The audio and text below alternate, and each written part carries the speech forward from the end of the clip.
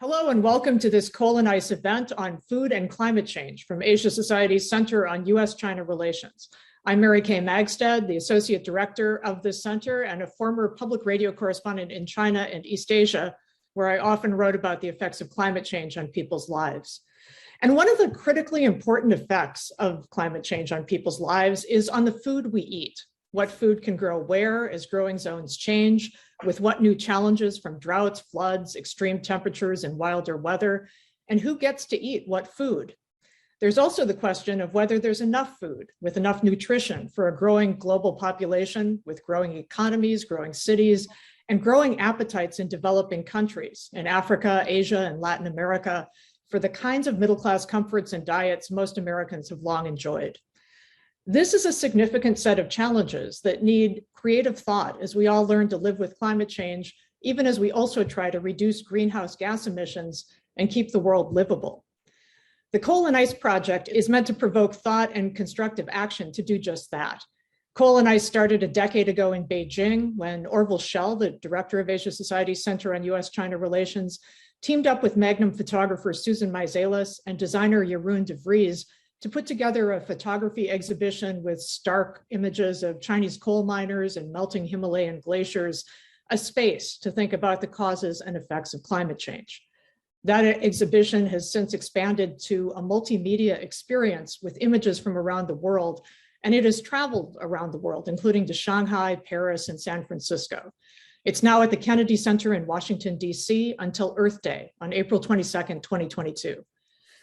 The conversation we're about to have is part of our Coal and Ice event series, which is available indefinitely on Asia Society's YouTube channel. That includes the Coal and Ice podcast, which offers global conversations and deep dives into issues related to climate change, like biodiversity, how to build sustainable cities, and sustainable paths forward on food.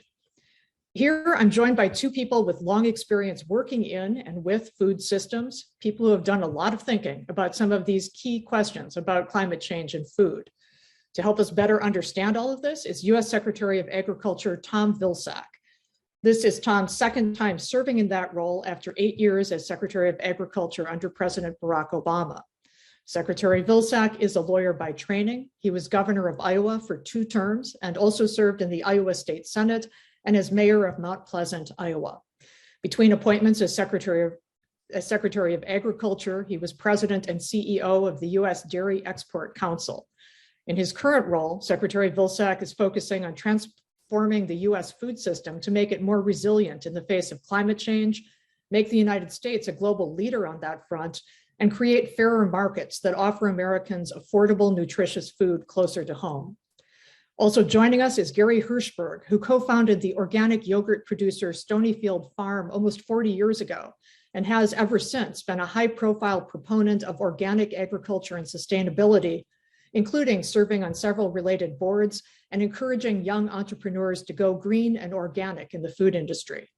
Gary's Social Venture Institute and Hirschberg Entrepreneur Institute have, he has said, reached 10,000 to 15,000 mission-driven entrepreneurs. President Obama appointed Gary to serve on the Advisory Committee for Trade Policy and Negotiations from 2011 to 2017. Fast Company has called him one of the top 10 most inspiring people in sustainable food. He's the author of a book called Stirring It Up: How to Make Money and Save the World. Welcome to you both, and thanks for being here. It's great to be with you. Thank you. We're going to start with each of you speaking for a few minutes, and then we'll all have a conversation. Secretary Vilsack, please start us off, and then we'll come back to me, and I'll kick it over to Gary. It's great to be with you, and certainly great to be with Gary. U.S. agriculture is responsible for 10.5% of U.S. greenhouse gas emissions. And globally, agriculture is responsible for almost 19% of global greenhouse gas emissions. President Biden has a very compelling vision for U.S. agriculture, which is to get to net zero by 2050, and by providing a significant reduction in greenhouse gas emissions by 2030 so that we can reach our NDA goals under the Paris Agreement. Producers all over the United States understand and appreciate the challenge of climate. They see the droughts, the wildfires, the floods, and the intense storms destroy their crops, leaving them oftentimes with billions of dollars of uninsured and uncovered losses. So it's incredibly important for us, and time is of the essence, to address climate change in a real meaningful way. And frankly, the market is demanding greater sustainability. So at USDA, we're very interested in trying to provide the tools to allow farmers to develop what we refer to as climate smart commodities. These are commodities that are produced utilizing climate smart practices. We've just launched a $1 billion initiative called the Climate Smart Commodity Partnership. It's really designed to encourage large-scale demonstration and pilot projects utilizing climate smart agricultural practices, designed to really accelerate the adoption of those practices on the farm. We want to make sure that these practices are monitored, that the results are measured and verified, that we help to create markets for these commodities in a value-added way. And hopefully, we also hope to provide the opportunity for farmers to benefit from ecosystem markets, whether they're carbon markets or water markets or biodiversity markets. We know that farmers practicing these climate smart practices may be able to develop additional revenue streams or income opportunities. And all of this is designed to provide the resources for farmers to do this without a significant financial risk.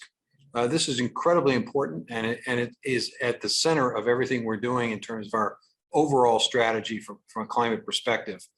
We've had a lot of interest in this program. We have a May 6th deadline for large projects, a June 10th deadline for smaller projects. We had a webinar recently where over 1,000 people participated. So we fully expect and anticipate many applications for these resources. The goal here obviously is to develop partnerships with conservation, environmental groups, and farm groups so that we can move this agenda in a very aggressive way. It's not the only thing we're doing at USDA. We are focused on cover crop efforts. Recently partnered with Farmers for Soil Health to announce a goal of doubling the number of acres with cover crops by the year 2030 to 30 million acres. We're going to have a soil health workshop later this year. Our NRCS folks are being trained on regenerative agricultural practices so they can be incorporated on the farm. And even our crop insurance folks are getting in the act by providing additional incentives for climate smart practices. We haven't forgotten about our important role from an equity perspective. Historically underserved producers may not have always benefited from all of these programs we have at USDA. So we recently announced a rather extensive effort to get conservation tools in the hands of these underserved producers, with 118 different cooperative groups entering into contracts with our NRCS folks, our conservation folks. We're using our traditional conservation programs in a very aggressive and targeted way to focus on climate smart activities. And we will, in the next few weeks, hopefully launch a significant effort in encouraging transition for those who are interested in transitioning from a conventional farming operation to an organic farming operation. We hope to be able to provide some assistance so that we have farmer-to-farmer assistance and help and mentoring. We hope to be able to provide some financial assistance in making that transition and work to help create additional market opportunities as well. This is part of an effort, part of a long-term strategy focused on a variety of other issues. I could talk about our bioproduct industry effort, converting agricultural waste into a variety of chemicals, materials, fabrics, and fibers, transitioning away from a petroleum-based economy. I could talk about the new aviation biofuel effort to try to develop a low carbon biofuel, all of which is very consistent with our effort to get to a net zero agriculture and to contribute to the US's efforts to reduce greenhouse gas emissions. Let me just finish by simply saying that in addition to this being the right thing to do, a good thing to do, and a smart thing to do, it is also allowing us to begin the process of transitioning the rural economy in this country from an economy that for far too long has been an extraction economy, where we essentially take things off the land and from the land, we transport them thousands of miles away, where opportunities, jobs, wealth are created someplace else.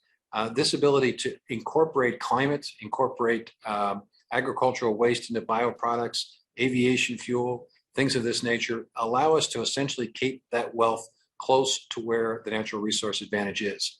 And we think it's an opportunity not only to do right by the climate, but also to rebuild our rural economy and provide real hope and opportunity for those who wish to farm and ranch and produce in this country.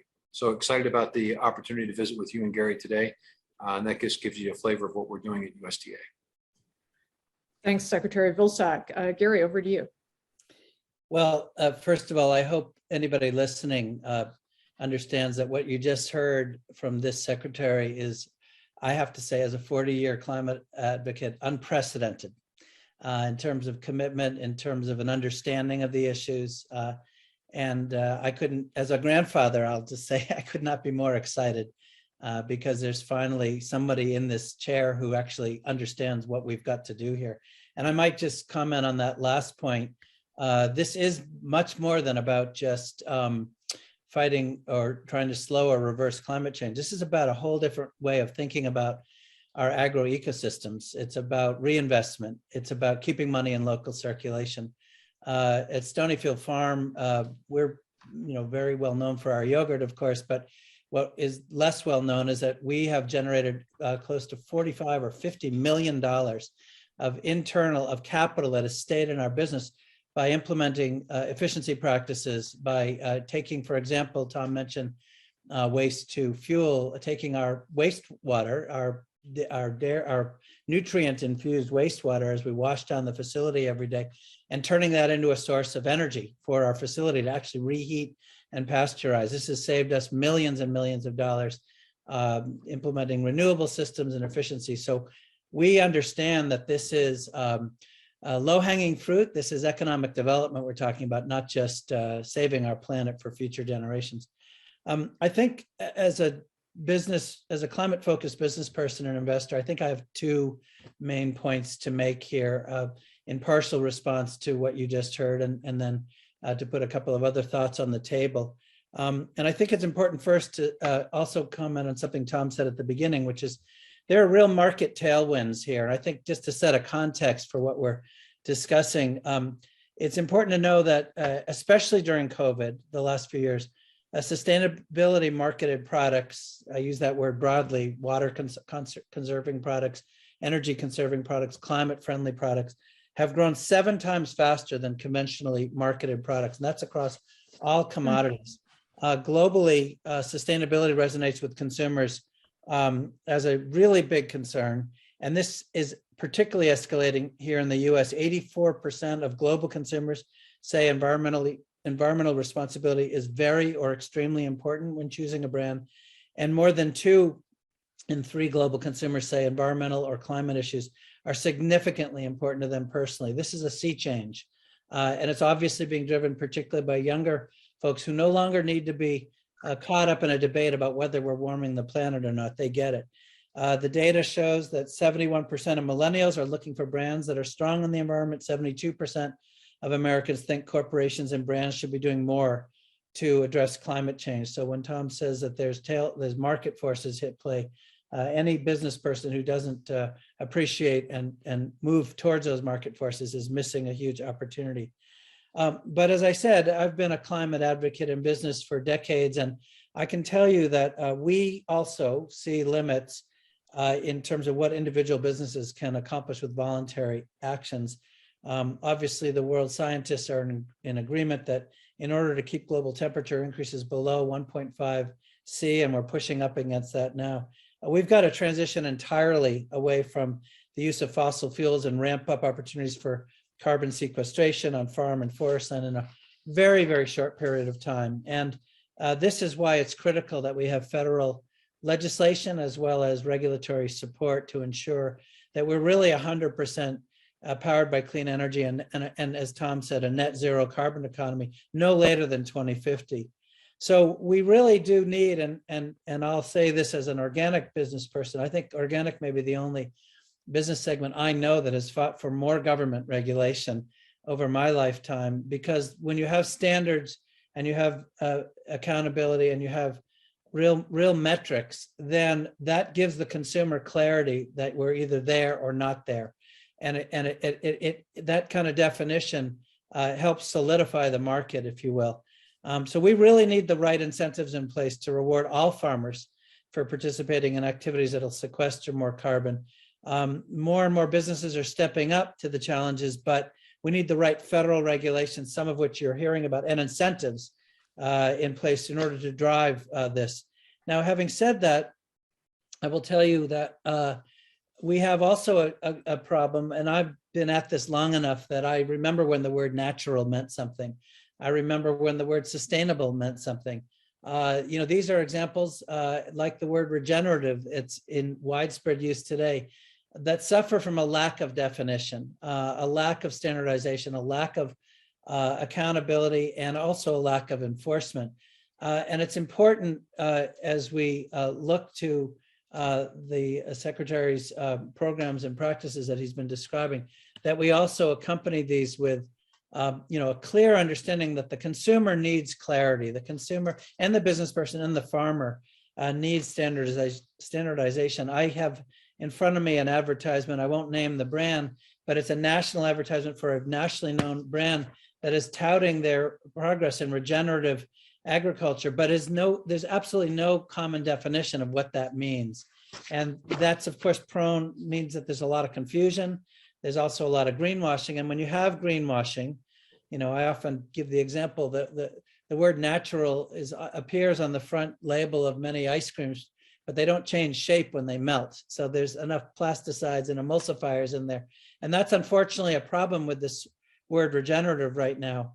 And so as an example, I would hold up, not as the only example of climate-friendly agriculture, but organic, the USDA's own seal, is a great example of what happens how you can unleash market forces when you do go through a rigorous process of setting a standard, setting up enforcement. It did take us about 12 years for the word organic to become, when the law was first passed in 1990, it took us till almost 2002 to actually turn it into policy and codify it as regulations managed by the USDA. But it unleashed market forces. Today, organic is a $60 billion sector. And so I just underscore that until the word regenerative or other similar terms has been similarly rigorously debated, defined, it's going to be prone to exaggeration. There's going to be a resultant loss of consumer confidence, and it's really not going to carry the marketplace weight that we need to harness these wins.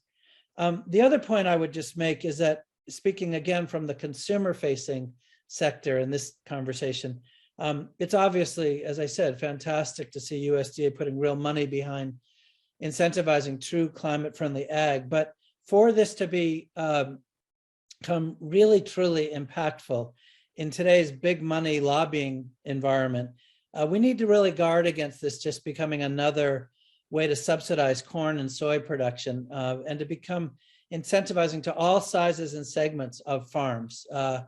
It's no secret that big commodity groups, and Tom, the USDA has very wisely, as you just heard, set up two separate application windows here for large operations and then smaller, because it's obvious to everyone watching and everyone who knows what's going on in our country that the big commodity groups are sort of the best set up to compete for the large dollar amounts. They've got the lobbyists, they've got the infrastructure. But if these commodities simply focus on no-till, for example, or on increasing cover crops, both of which are critical, don't let me miss that.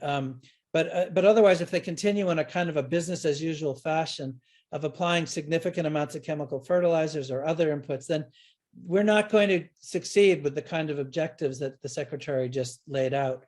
And so just to underscore this point briefly, Mary Kay and Mr. Secretary, in order for agriculture to be truly climate smart, from the view that I have as a business person, as an investor, we need to dramatically lower the use of fossil fuel-based chemicals. It's not really debatable in science. Chemical fertilizers and pesticides are a key source of greenhouse gas emissions. Climate policies really should incentivize and eliminate the dependency on these inputs. And the USDA's new Climate Smart Commodities program is a huge step. As I said, it's really actually an unprecedented step, and I don't want anything I say here to undermine my respect and my gratitude for this. But we're not going to be successful at transitioning agriculture to being truly a climate solution until we can wean off these fossil fuels. And this gets into the weeds a tiny bit, but I needed to make this point. The model that the USDA is encouraging people to use with this program, it's called COMET.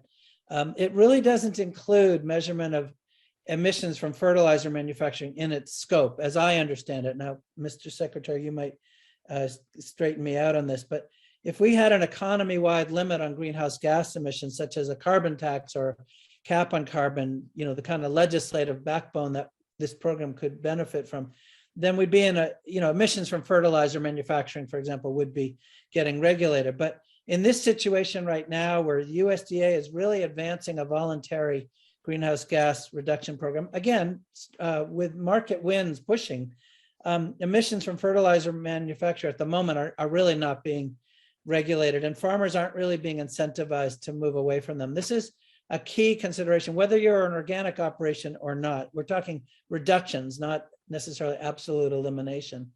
And the problem is that when you look at chemical fertilizers as one of the inputs, there's a fundamental thing here that we need to understand. When we take nitrogen in its inert form out of the atmosphere, and we then turn it into a synthesized bit of fertility, it's converting it from an inert form into an actual reactive form that can then react in the form of, say, nitric oxide, which is one of the most dangerous and impactful greenhouse gases. And so it becomes a pollutant, really, from something inert to becoming a pollutant. Obviously, organic operations, we've now seen over 30, 40 years, we can dramatically recycle that through manure systems and composting systems. And again, not to belabor this or go down this rabbit hole too far here for our purposes, but simply to say, we're going to need systemic change for the kind of ambitious goals that you just heard of, changing from, as the secretary said, from changing agriculture from an extractive system where commodities are sent out and our money is sent away for fertilizers that might be manufactured abroad, and turning it into reinvesting and creating community wealth. We're going to have to really address these inputs in a very, very significant way. So bottom line is USDA really needs to set the guardrails to assure that there's real outcomes. I was really pleased, I'm continuously pleased that the secretary mentions monitoring, measuring, verifying. And again, when we focus on inputs, we'll find ways for every farm and every forest to improve. And because again, if it's just at the big commodity level, we're not going to get where we need to get. Technical assistance was referred to. I just want to underscore that point. We need a whole new approach to technical assistance to farmers, farmer-to-farmer mentoring for sure, as the secretary mentioned, but agency staffing, particularly in the prior administration, has been in real serious decline.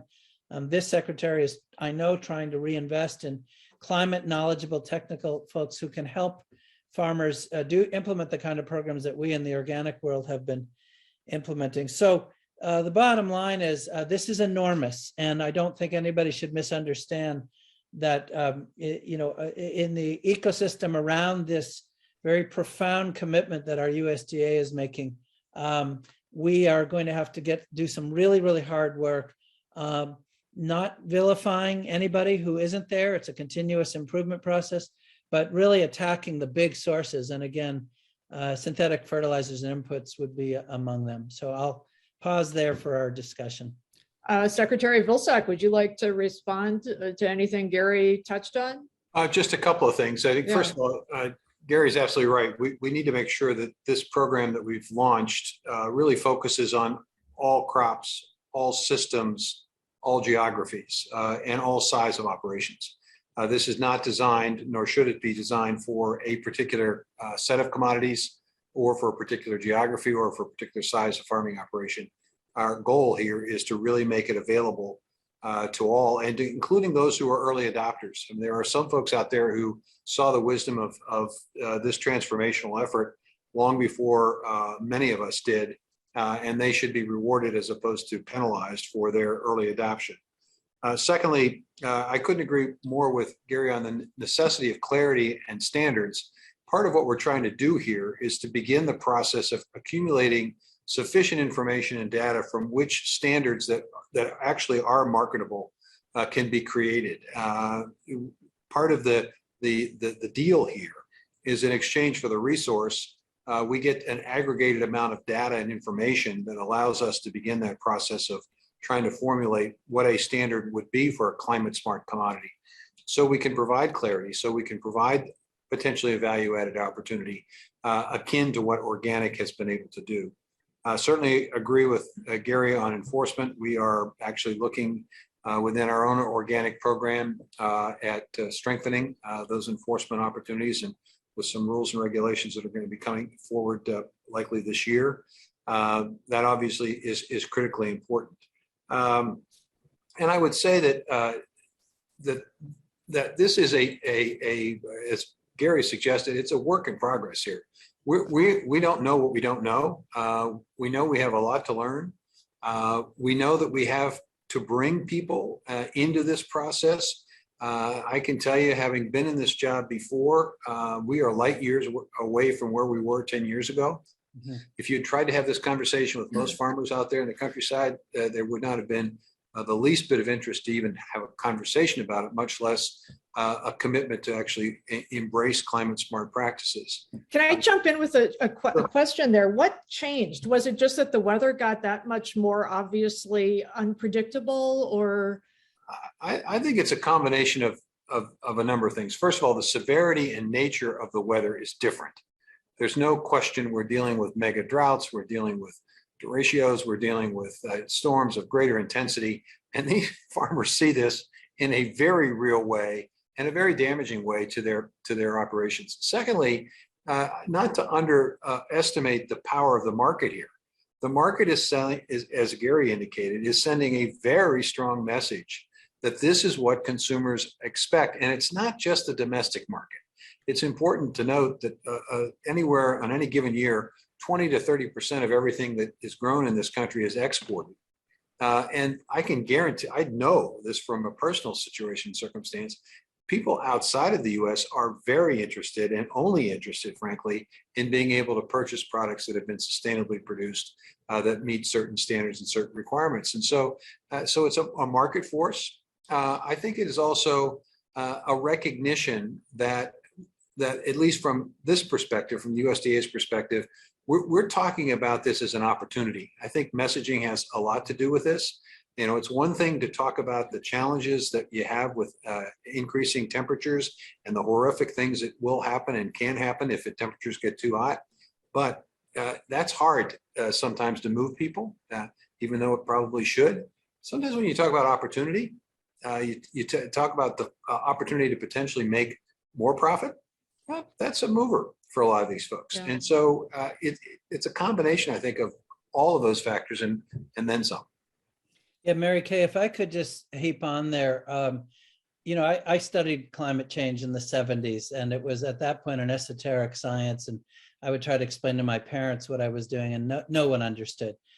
Today, it's part of the central part of the curriculum at the high school science level. It's widely understood that this is happening.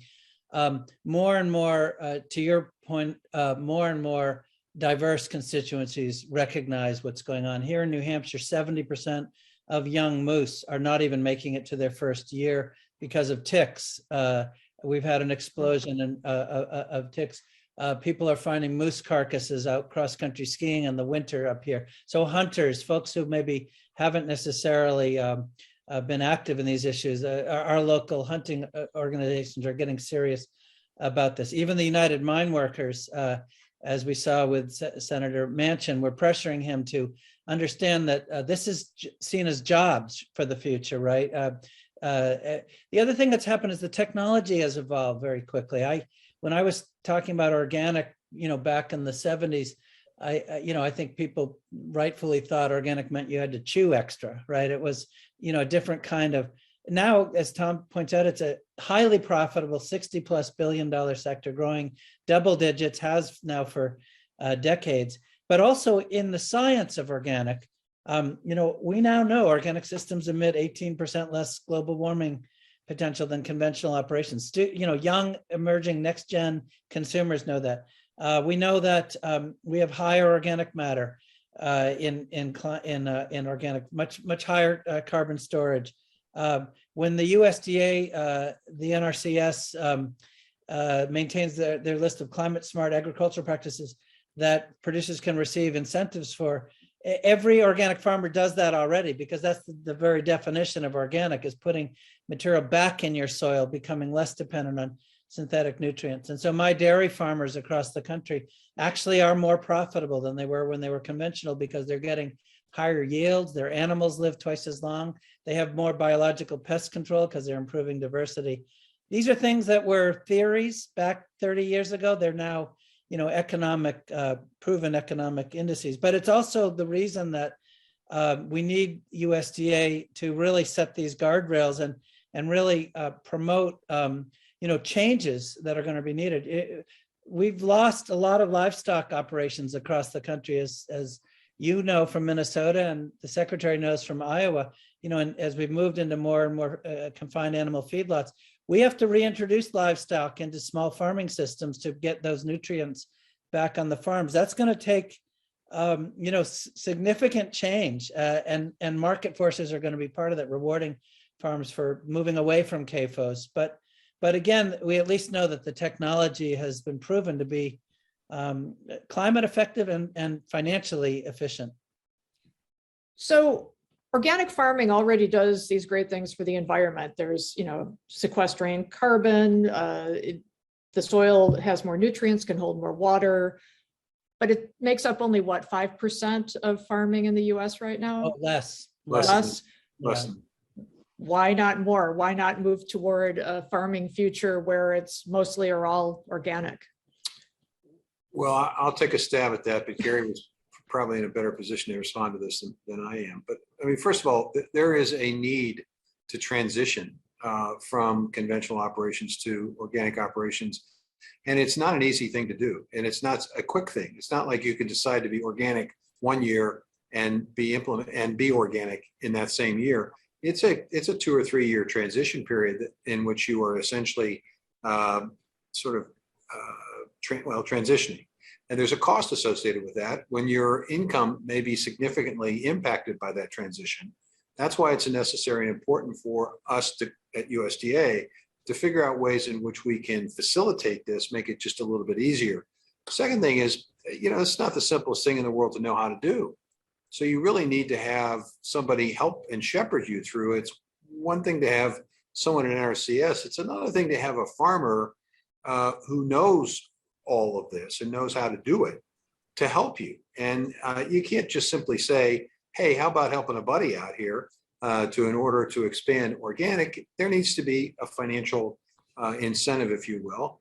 And then finally, there needs to be a market. We need to make sure that we continue to develop the market so that we're not in a situation where in one part of the country we have a great demand but no supply, and in another part of the country we've got demand but we have an enormous amount of supply, and it creates havoc in the market. So it's a combination of many of those things, and we're going to try to begin the process of addressing some of those challenges.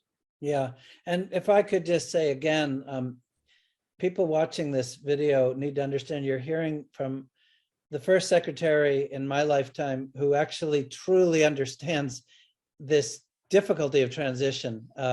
We have standards, but how to get there is the key. I mean, I have 1,400 family farmers supporting me. Their average herd size is, 80 or so, 75 or 80 cows. They used to all be conventional. They didn't get there overnight. And this goes to the point earlier about technical assistance. We need to reinfuse all of the technical assistance, the farm bureaus and so forth, with an extension with knowledge of these ecological systems. But while we're speaking about ecological systems, I'm glad you asked the question, Mary Kay, because it goes, to the exact point I was trying to make earlier. I mean, one of the challenges, which the secretary clearly understands about organic, is we're somewhat at a disadvantage with how we calculate emissions from agriculture today, because these are really complex systems. You're really bringing an ecological approach. There's a lot more nutrient exchange. It's a lot more dynamic. Now, I can show you here at the University of New Hampshire a organic farm right next to a conventional dairy farm that many master's theses and PhDs have been produced by studying the nitrogen runoff on these farms. On the organic farm, there's no nitrogen runoff into the nearby streams and they've set up test wells because there's so much biological activity in that soil that it's fixing and taking up those nutrients before it can run off into the nearby streams. On the conventional system right next door, there's enormous amounts of nitrogen runoff. And you from the Great Lakes region know this better than I, that nitrogen runoff, it's not only a tragic loss of nutrition, but it's a real source of pollution. But that means that you've got a very fragile system, and small changes can affect that soil biota. And so, you know, right now, COMET, this program I mentioned, which is sort of the metrics that this system that the secretary is talking about is using, it was really designed with a focus on row crop production, right, originally, and in the Midwest. And it's not so good at assessing emissions from much more complex operations where you have a lot more going on. And this is, you know, in some ways organic is penalized because there's a lot more, you know, measuring biodiversity, measuring, you mentioned water retention, measuring a lot more factors, which are going to be critical to get off of the fertilizer dependency. I'm not sitting here saying we need organic to become 100% of agriculture, though you would not see me complaining if that were the case. It is continuous improvement, but we need to also set it up. I mean, I think USDA truly needs to recognize organic is kind of our gold standard. It's, again, the USDA's own seal. But to do that, we need a whole generation of systems modelers who really are understanding the many complexities of what it takes. You need shade for when you have livestock. You can't just put them out in the sun. You need shade. You need you know, different kinds of tillage. You need different kinds of tractors, different kinds of equipment. You need different kinds of financing. This is we're talking about a sea change here. Yeah. Well, and we part of what we hope to be able to glean from this set of pilots is a better understanding of what is available in terms of measurement verification.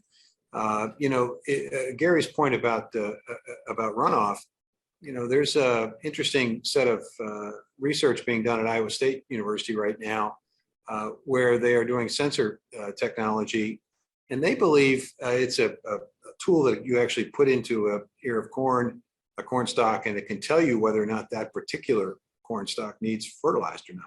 Well, they believe that there's a significant amount of land in the Midwest that's currently being fertilized that probably doesn't require any fertilizer at all, or potentially significantly less fertilizer. So as we learn the individual characteristics of each acre of land, and they are different, you can talk about 160 acres or 80 acres or 40 acres. That's 40 different acres. That's 80 different acres, and they all have a different personality, if you will, a different set of characteristics. And if you know that, and then you can tailor your farm accordingly, then obviously it's transitioning to closer to what Gary's talking about, which is that we're looking at ways in which we use these inputs, whatever they are, whatever kind they are, in the most efficient way possible. The challenge is this, and you know, people who don't understand farming oftentimes are very critical of farmers. What they don't know is that for many, many, many years, the market signals that were being sent to farmers were, hey guys, produce more and produce a lot of it and produce it really efficiently and make it cheap, because we want to be able to drive on a window, get a bag and drive out and be able to eat and drive at the same time. We want quick food. We want, you know, we want it to be on the table within 15 minutes of when the kids get home from practice, right? All of us sent the message to the market, and farmers just responded, and boy, did they respond. I mean, they heard the message, and by God, they went out and produced more. Well, now they're getting a different message. And you know what? They're going to adjust. They're going to change. They're going to figure it out because that's what they do. But we have to give them the tools to be able to do it in the least disruptive way as we make this transition. Not to say that there's not going to be disruption and difficulty, but boy, we can certainly minimize it if we do it smartly. And so, could I just say, I'm sorry, also the rewards we need, because, you know, the problem, I mean, the secretary is absolutely right. If you look at the history of agriculture, it was a lot bigger, cheaper, you know, more inputs, but there was literally no incentive to focus on externalities, right? On the consequences and the inputs and so forth. It was all just economic, right? Make it cheap. And today's consumer knows that cheap food is neither. It's not cheap. There are economic costs and consequences, whether it's climate change or loss of species or runoff into the Great Lakes or whatever it is. And there's also our health impacts, right, of cheap food that often isn't food. That's one thing I want to say. The other thing is that again, what we're talking about here is a sort of a systems way of thinking about these farming systems. It's a very different way of thinking. We're not just thinking about output. We're thinking about ecological benefits, ecological dividends that, again, are essential if we're going to get there. And so, again, the metrics of success are important, which is why, again, I think we can't lose our sight on, we've got to keep educating the markets, providing, I mean, we have a situation here, which the secretary is well aware of. He just addressed a group of stakeholders in the Northeast last week on a conference call. We have 135 organic family farmers in the Northeast who have lost their contracts or will lose their contracts. And that's a failure on all of our parts, because it means that the market is not recognizing, the local market, that yes, it's great to support organic and less pesticides and more carbon sequestration, but it's also important to support local and keep those dollars in local circulation. So we're all working hard on that, but it's again, the point is we have to have a sort of a 360-degree view of all of this. So I have a bunch of questions, but one of them is, you were talking about ecological systems, and it's, hard to put a price on that. But if you're a farmer and you need to make a living, you need to put a price on something. And I'm wondering, what has the record shown about how productive organic farming is as compared to conventional farming? Does it keep pace? Is there, sort of a cost where you have higher quality but less output in terms of quantity? Well, the secretary is correct in saying that in that transition, I don't know a single commodity where there isn't initially a kind of a yield drop when you, if you will, excuse the metaphor, but when you take the IV out, right? When you remove the synthetic fertility, or for example, when you remove antibiotics from the feed or whatever, the first generation of cows in my case, or blueberries in another case, do sometimes suffer because you have to rebuild soil fertility in a very different way. We're used to, in this cheap model that Tom was just describing, the idea has been just put as much fertility in as you can, even if a lot of it went into the atmosphere or got run off. But the idea was that you would get those higher yields.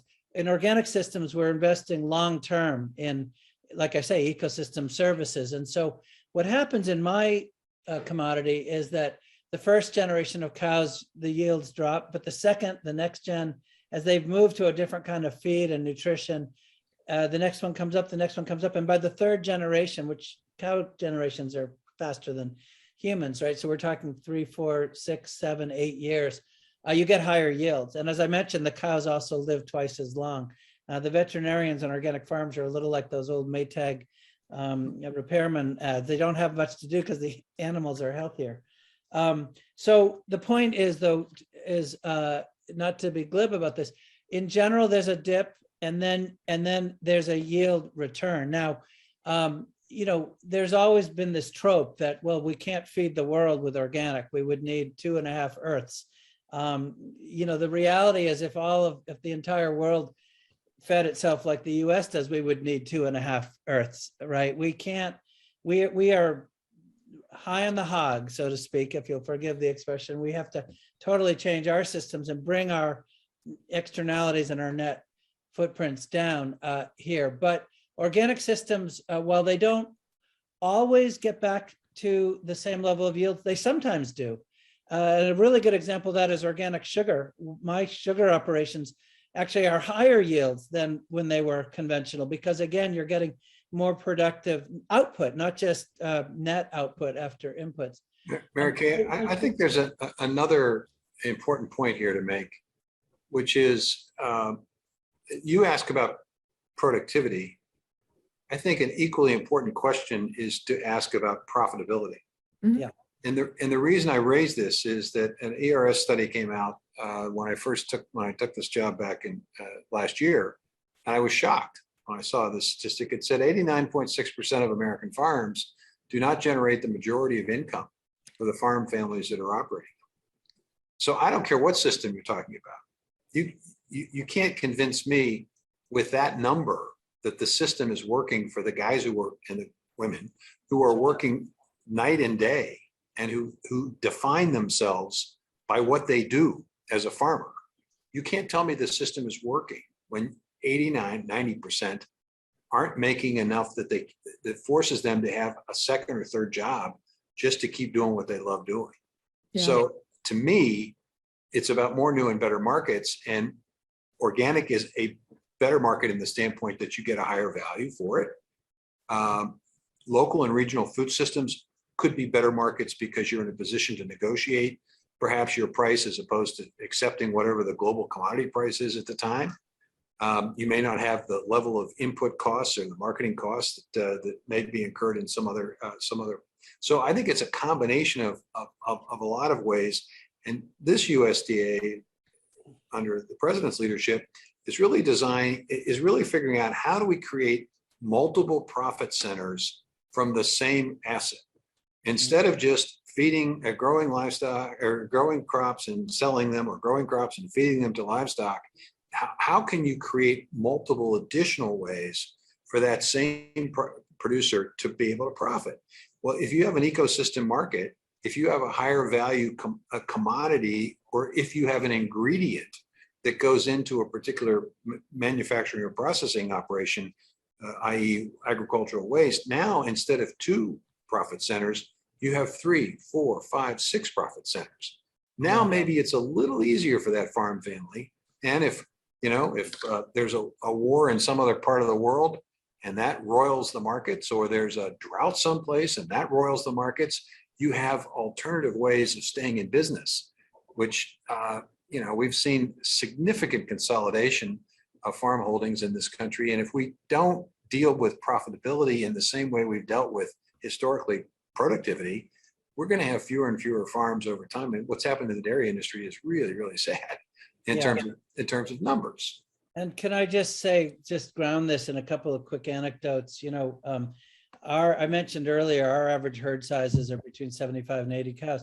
When a dairy farmer is milking less than 80 cows, they have time to do other things. If they're milking 400, there's no time. So they can do maple syrup, they can do firewood, they can grow oats.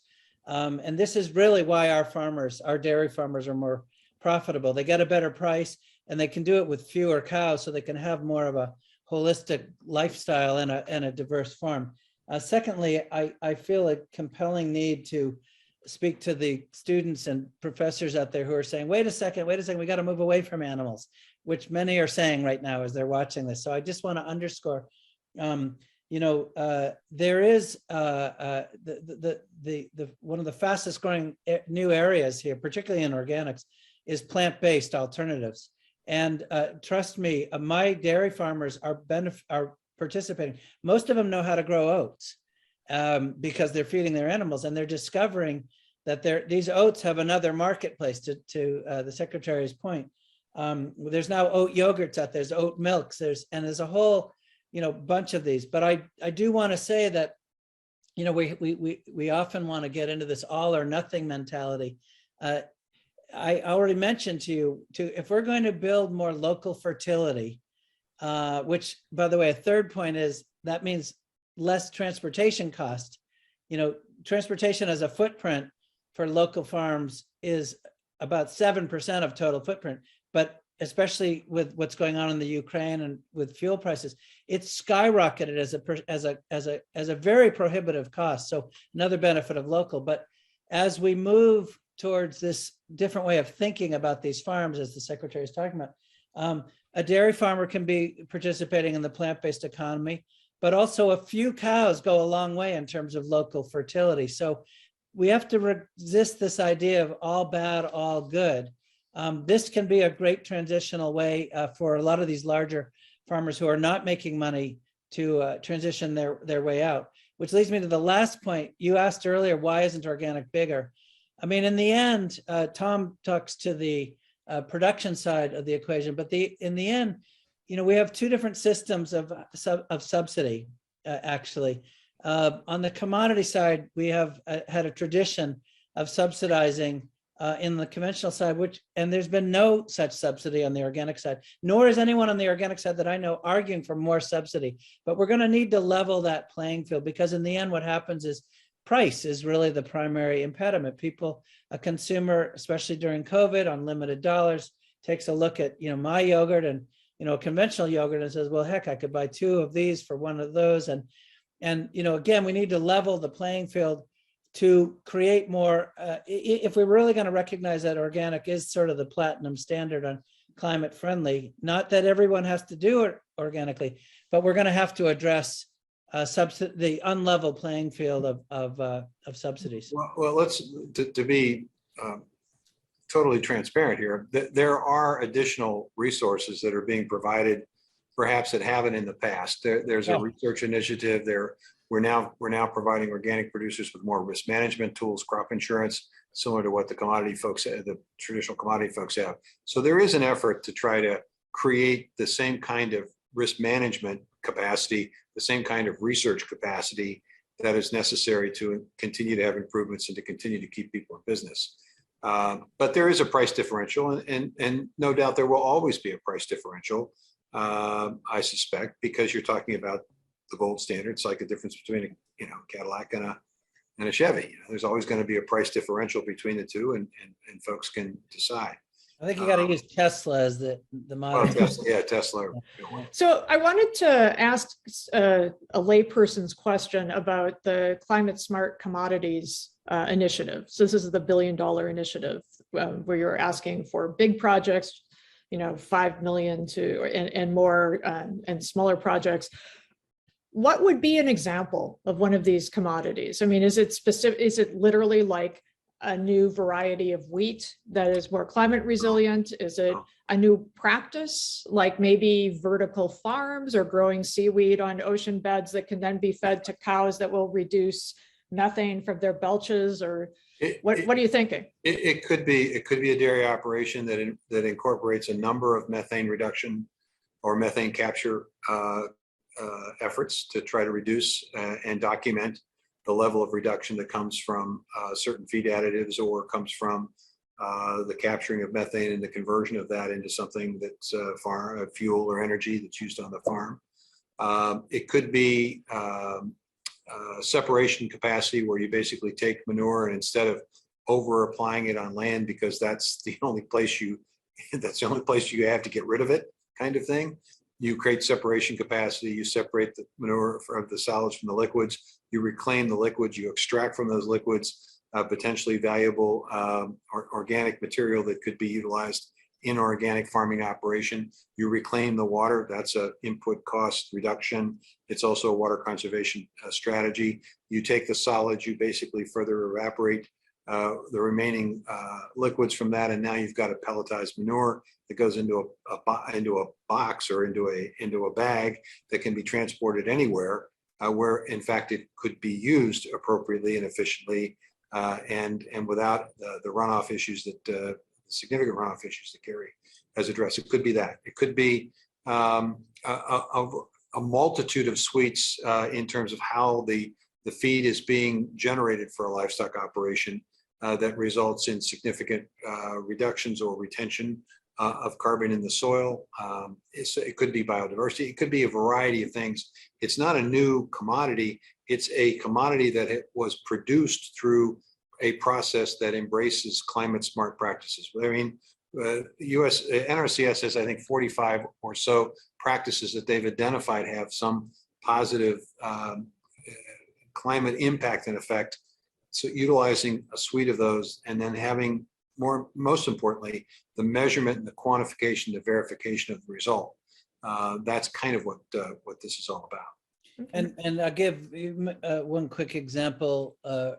In my world, you mentioned seaweed, but and again, at the University of New Hampshire Organic Ag Research Project, we've long established that when cows are herbivores, right? They're not carnivores. And when you move them off of corn, which they shouldn't be eating, you get, the lower methane, as you pointed out. Flax. And much lower, right? Like much lower. 80% lower or something. Substantial. Yeah. It varies with the system, and the species, but we've also discovered that when you introduce flax into the diet, high omega-3, high fatty acid herbs or grasses, you can even reduce further. I mean, we've literally set up stations where the cows feeding, it's the burps, as you pointed out, and we've seen these dramatic reductions.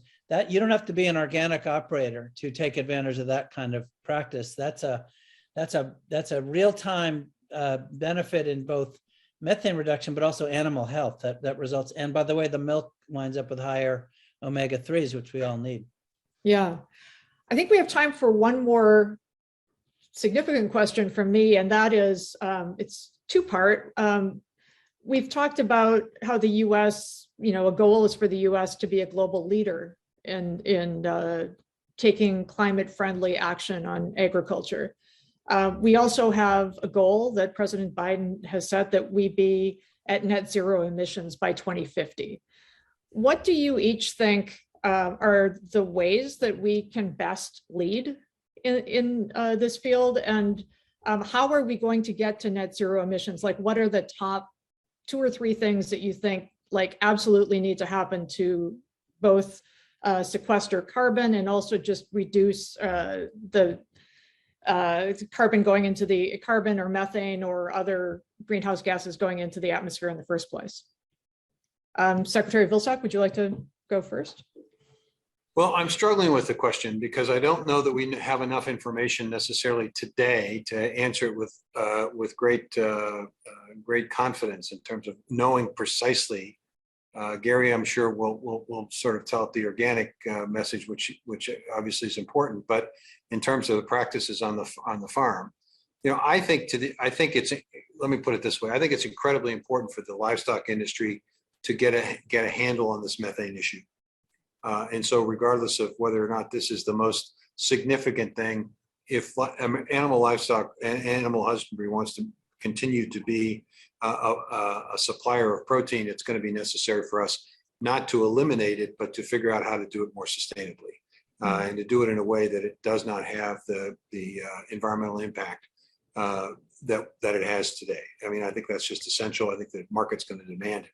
So I think it's incredibly important that we figure this out. I think it's also important that we do figure out ways in which we can raise crops in a way that retains carbon in the soil, that regenerates the organic matter, because we're losing topsoil at an alarming rate. And if we don't reverse that or slow it down, it won't make any difference what system you have in place. There won't be the soil to be able to produce the level of and the amount of crops that we need to produce in order to feed, by we, I mean the global we, need to feed an ever-increasing world population. That sounds disturbingly like the Dust Bowl.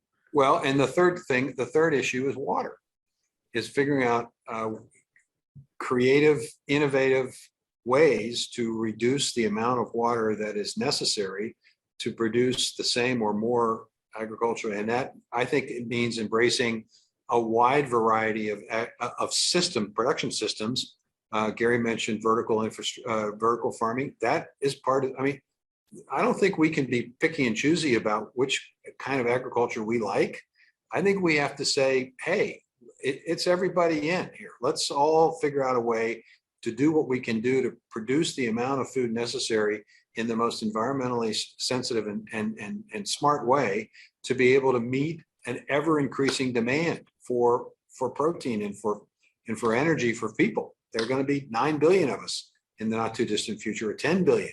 It's going to require a lot of food in a lot of different places. And the U.S., I think, has a responsibility to take a leadership. So I would focus on methane reduction, on soil health, and on water as the 3 areas that I think we need to do a lot of work in. Yeah. And, to I do want to say, not to keep sounding like the organic champion, although obviously I plead guilty, if so accused. But Rodale Institute has had side-by-side farms, organic and conventional, for now almost 40 years, and has demonstrated that organic systems are far more resilient in periods of drought in particular, because you have more water holding capacity when you put material back in the soil. So I think, again, a lot of these climate-friendly practices will dramatically help us in addressing our increasingly difficult water situation. My answers to your question are, I've already said one: we've got to eliminate fossil fuels, reduce dramatically fossil fuel, particularly fertilizers.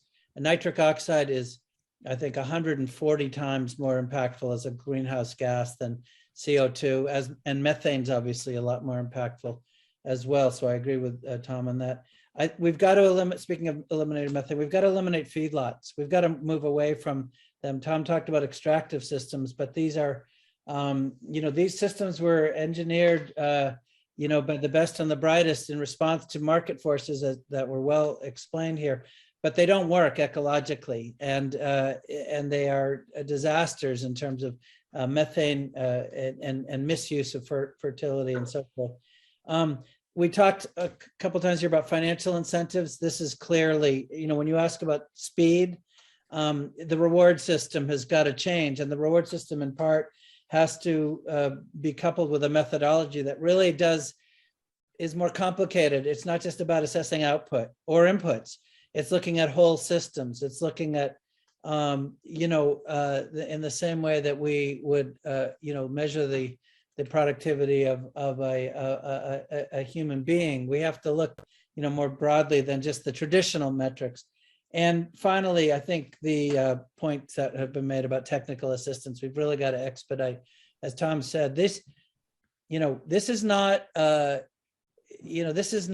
organic and climate friendly are not things that we have done in the past. This is not your grandfather or grandmother's organic systems. These are highly complicated technology. I mean, many of our organic growers use GPS, for contour farming. It's high tech stuff out there, and we need a whole generation of extension agents and others who are really schooled in truly ecological systems. So that's a generational challenge.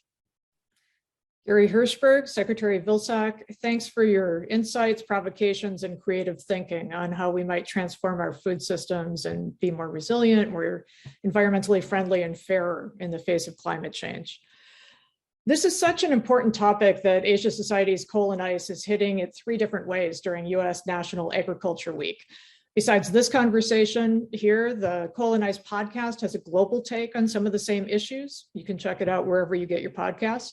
And an in-person panel on food cultures, climate change, and social justice will be held in the Coal and Ice tent at the Kennedy Center and will be available on Asia Society's YouTube channel.